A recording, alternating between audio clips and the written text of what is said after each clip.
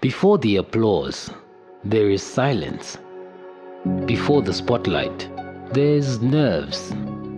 Before the experience, there is a choice to bring to life, to create. For me, it didn't start on the keyboard. It started in the mind. We are looking at Chiweda, Chiweddar. He is a musician.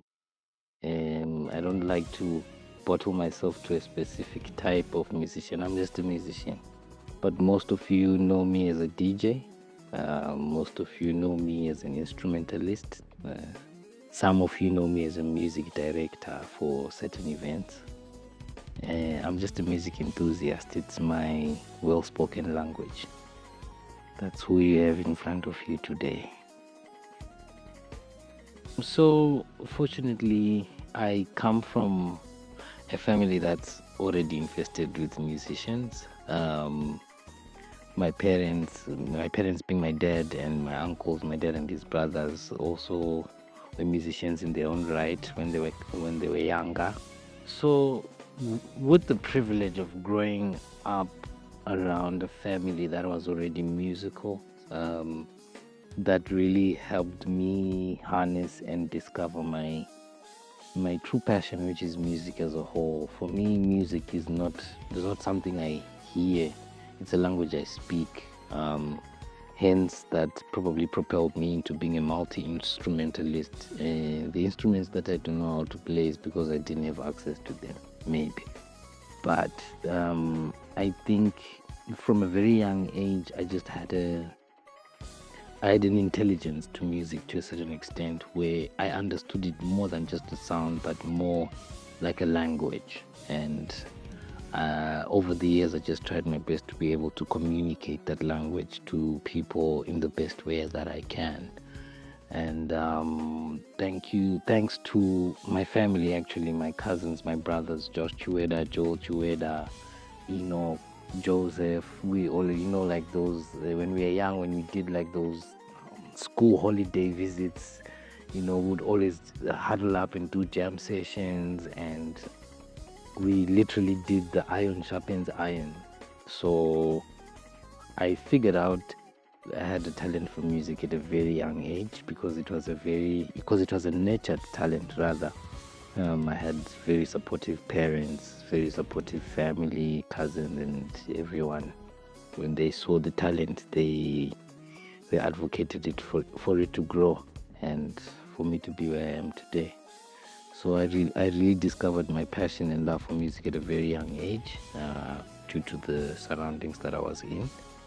And yeah, this is me now. Okay, so for the 24th edition of the Namas, which is themed Fearless Creativity, we went for a more different style in terms of the music performances that would do its best to accommodate all levels of talent in the music industry. You will find that our performances rather are categorized into genres that are prominent in the country. For example, your Afrobeat, hip hop, GT, urban groove. Oh, by the way, we are reintroducing urban grooves as a performance set at the Namas. We believe that urban grooves is a Zimbabwean sound that we found ourselves, and it deserves more recognition, even though it might not be as popular in this day and age. But I think it deserves a shout out. So we've added urban grooves into the music performances, and you'll find that in each category or in each genre, we've mixed up talents. We have upcoming talents that will be in a set. We have established talents, and then we have like the OGs of the genre. So we're trying to make it as inclusive as possible, to not say the Nama stage belongs to only established artists or artists who've made names for themselves, but it's also now going to serve as a platform for talent to watch out for. So I think that's one thing you guys should be prepared to be blasted by. A lot of new fresh talent alongside talent that you are already familiar with. So that's the strategy we've gone with for this year's music performances. What people can expect from, I don't want to say my arrangements, from this year's arrangements, mabvira vira. It's going to be fearless creativity, as the theme says. It's stepping outside the box and redefining or remixing or giving fresh new life to most of the songs that we already are familiar with through radio, through streaming, and most of the songs actually that are going to be performed are hit songs that we are all aware of. But they've been given a little twist. Not a little, let me not lie. They've been given a massive good twist. So expect fireworks, expect chills, expect goosebumps. You're gonna hear this music in ways that you wouldn't think possible. And I'm just trying to express the fearless creativity. And shout out to my bosses who actually gave me the go ahead, and they said to me, you know what, Chiweda, we are not involved. Kill it. That's why we got you here. Kill it. So I would like to believe I delivered. So expect fireworks, nothing less.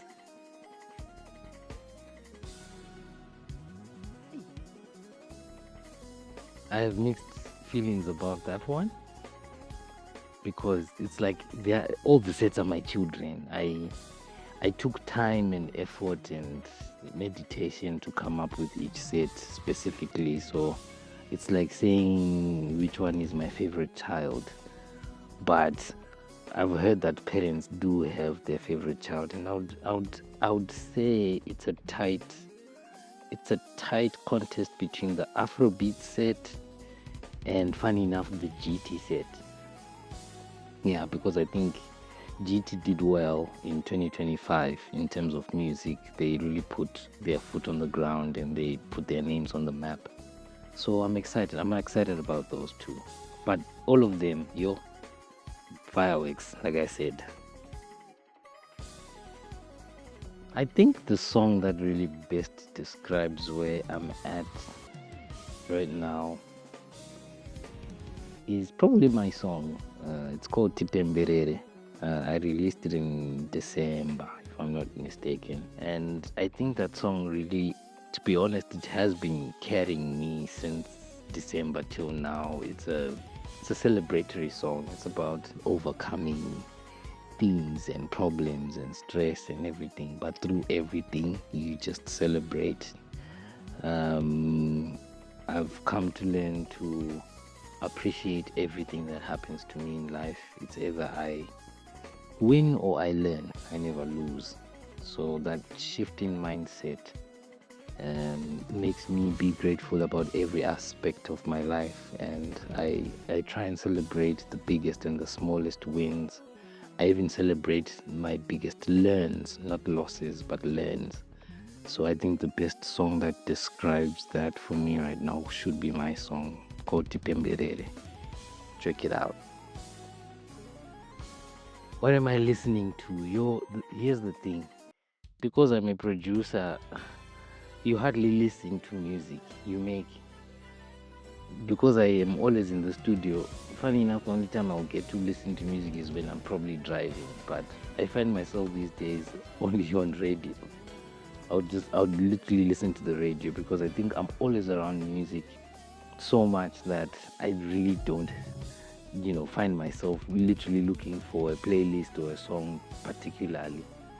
So I would be lying if I say I have something I'm specifically listening to right now. But if I am to, my go-to is always a lot of jazz, a lot of contemporary jazz or contemporary R&B or Black American type gospel. I think I get a lot of my crazy mind and arrangements from how the West does theirs. I'm a big fan. I won't lie. I'm a big fan of international music directors like your Kyrie 90s, Beyonce's music director. Quite a few. There are quite a lot actually, but yeah, I think your Doobie Powells, your Black American gospel, your jazz here and there. I kind of get ideas from that kind of music, and actually sharpens my musical vocabulary and grammar to a certain extent. I could give you a few artists, but I know most of you don't know them. So, yeah, I would say those people.